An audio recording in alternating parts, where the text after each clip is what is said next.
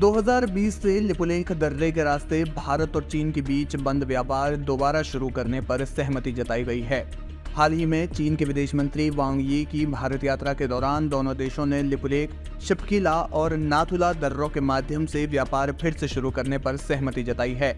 लेकिन दूसरी ओर नेपाल ने इस मामले पर आपत्ति जताते हुए एक बड़ा बयान जारी किया है। नेपाल ने ये आपत्ति इसलिए जताई है क्योंकि वो लिपुलेख दर्रे को हमेशा से ही अपना हिस्सा मानता आया है। नेपाल का कहना है कि लिपुलेख उनके आधिकारिक नक्शे में भी शामिल है। लिपुलेख के जरिए जब भारत चीन के बीच व्यापार पर सहमति बनी तो नेपाल के विदेश मंत्रालय ने कहा कि नेपाली सरकार स्पष्ट करना चाहती है कि नेपाल का आधिकारिक मानचित्र नेपाल के संविधान में शामिल किया गया है और ये मानचित्र महाकाली नदी के पूर्व में लिम्पियाधुरा, लिपुलेख और काला पानी को नेपाल के अभिन्न अंग के रूप में दर्शाता है। नेपाल और भारत के बीच घनिष्ठ और मैत्रीपूर्ण संबंधों की भावना के अनुरूप नेपाली सरकार ऐतिहासिक संधियों, समझौतों, तथ्यों और मानचित्रों के साथ साक्ष्यों के आधार पर कूटनीतिक माध्यमों से दोनों देशों के बीच सीमा मुद्दे को सुलझाने के लिए प्रतिबद्ध रही है। इस बयान में ये भी कहा गया है कि लिपुलेख को लेकर नेपाली सरकार भारत सरकार से क्षेत्र में सड़क निर्माण, विस्तार या सीमा व्यापार जैसी कोई भी गतिविधि नहीं करने का आग्रह करती रही है। इसके अलावा चीन सरकार को भी ये बताया गया है कि ये हिस्सा नेपाल का है। हालांकि दूसरी ओर भारत सरकार ने इस बयान का खंडन किया है। भारतीय विदेश मंत्रालय के प्रवक्ता रणधीर जायसवाल ने कहा कि ऐसे दावे अनुचित हैं और न ही ऐतिहासिक तथ्यों पर आधारित हैं। रणधीर जायसवाल ने कहा, लिपुलेख दर्रे के माध्यम से भारत और चीन के बीच सीमा व्यापार 1954 में शुरू हुआ था और दशकों से चल रहा है। हाल के वर्षों में कोविड और अन्य घटनाक्रमों के कारण यह व्यापार बाधित हुआ था और दोनों पक्ष अब इसे फिर से शुरू करने पर सहमत हुए हैं। अधिक क्षेत्रीय दावों के संबंध में हमारी स्थिति ये है कि ऐसे दावे न तो उचित है और न ही ऐतिहासिक तथ्यों और साक्ष्यों पर आधारित हैं। नेपाल में लिपुलेख दर्रा बेहद संवेदनशील मामला है। इसे लेकर भारत और नेपाल के बीच सीमा विवाद कोई नया नहीं है, लेकिन माना जा रहा है कि इस रास्ते से भारत चीन के बीच व्यापार फिर से शुरू होने के बाद ये मामला और ज्यादा गर्मा सकता है। इस मामले में नेपाल की राजनीति में भी भारत को लेकर आक्रोश देखा जा रहा है।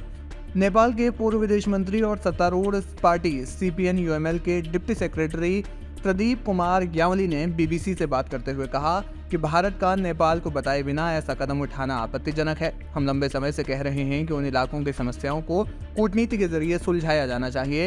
ये फैसला किसी भी लिहाज से उचित नहीं है और नेपाल इस पर सहमत नहीं है। ऐसे में सवाल ये है कि क्या अमेरिका और चीन से रिश्तों की बेहतरी के बीच भारत और नेपाल के रिश्ते खराब हो रहे हैं?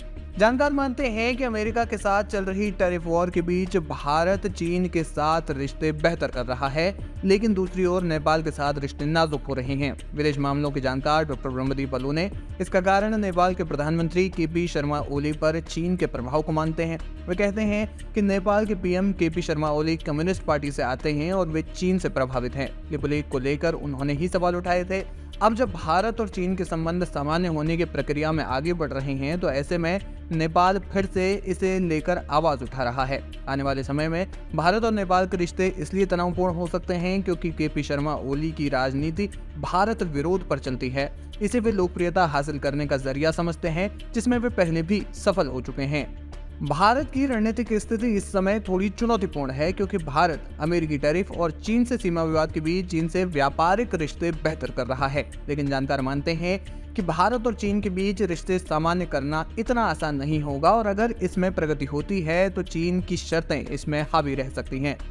फॉरेन एक्सपर्ट डॉक्टर ब्रह्मदीप पल्लू ने कहते हैं कि भारत को हिंद महासागर में अमेरिका की जरूरत है।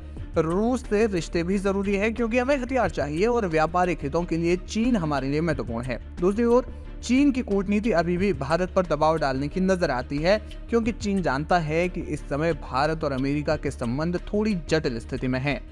कि चीन का ये तरीका है कि वह दीर्घकालीन तरीके से समस्याओं को उलझाए रखता है और टुकड़े टुकड़े में अल्पकालीन समस्याओं को सॉल्व करने की बात कहता है।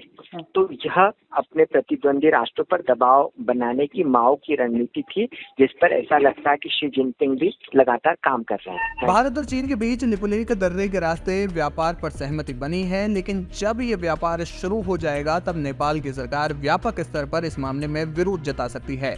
नेपाल पहले ही भारत और चीन को कूटनीतिक नोट भेजने की बात कह चुका है। वो दोनों देशों से औपचारिक रूप से इस व्यापारिक गतिविधि को रोकने का आग्रह कर सकता है, ये दावा करते हुए कि लिपुलेख उसका क्षेत्र है। नेपाल ने पहले भी 2015 और 2020 में ऐसे नोट भेजे थे। नेपाल की सरकार इस मुद्दे पर अपनी स्थिति को और सख्त करने या अपनी संप्रभुता के दावों को मजबूत करने के लिए कई कदम उठा सकती है। कुल मिलाकर भारत और नेपाल के बीच सीमा को लेकर तनाव बढ़ सकता है।